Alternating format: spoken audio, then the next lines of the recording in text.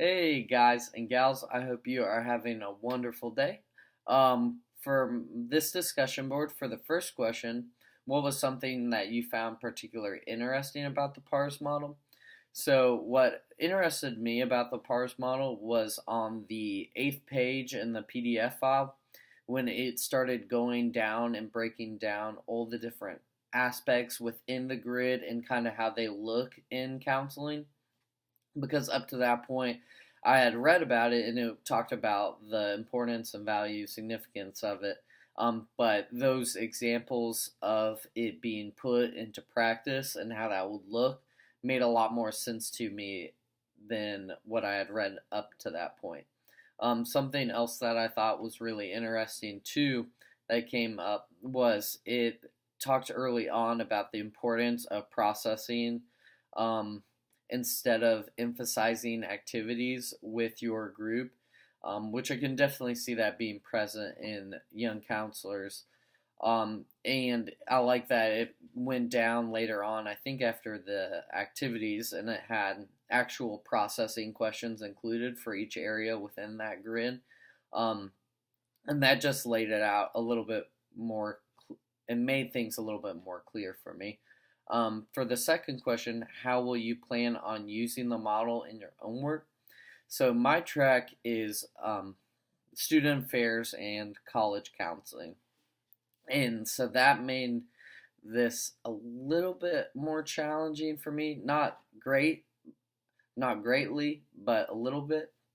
One area that I've seen group counseling be in, whether it's student affairs and academic advising, is a lot of counselors will end up teaching a Coad course. And in these Coad courses, you have a group of 20 individuals and you do a variety of different activities. And I thought a lot of these processing questions could be in addition added on to these different activities that they do. An example is I recently, last week, or this week, I guess technically, we went to the Pirate Academic Success Center, and the students did an activity with sticky notes, and they were asking questions about resources on campus, about courses, what they're most worried about. And I thought maybe after that activity, it kind of just the class and presentation class kind of got disbanded after a short announcements. And what could have been added is some of those processing questions for the students to go a little bit further into detail to why and giving them that why. Um, so, number three, given your unique population of interests, setting, and activities, how might you need to modify or add to the model?